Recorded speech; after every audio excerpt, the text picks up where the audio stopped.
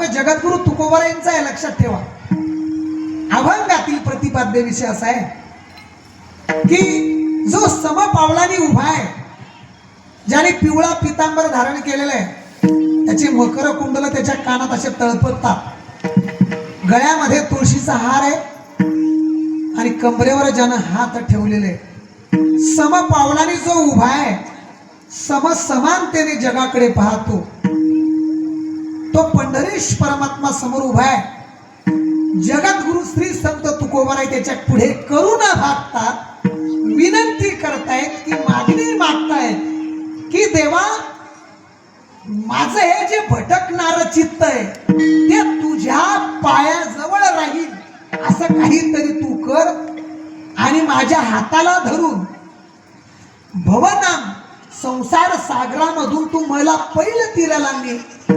हे पांडुरंगा, मी विनंती करतो, करुणा भागतो, तुला मागणी मागतोय की मला माहिती रे परमार्थ परमार्थ म्हणजे काय असतो, संसार संसार म्हणजे काय असतो.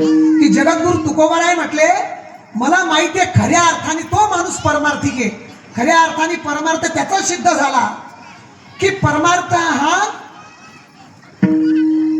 चित्ताच्या अंगाने घडत असेल तर तो खऱ्या अर्थाने परमार्थ आहे.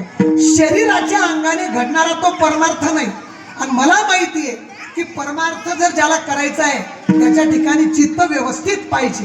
त्याचं चित्त जर चंचल असेल तर तो त्या परमार्थाचा अधिकारी होत नाही. मला माहिती आहे देवा, हे माझं भटकणारं चित्त आहे, चित्त एका जाग्यावर येत नाही. ती विनंती, ती करुणा, ती मागणी मी तुला मागतोय. हे करण्यामध्ये तुझी धन्यता आहे आणि माझीही धन्यता आहे.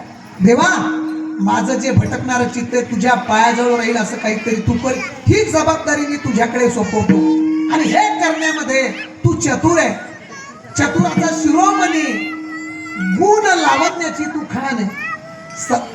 सर्वांमध्ये मुकुटमणी म्हणजे मुख्य परमात्म्या तूच रे.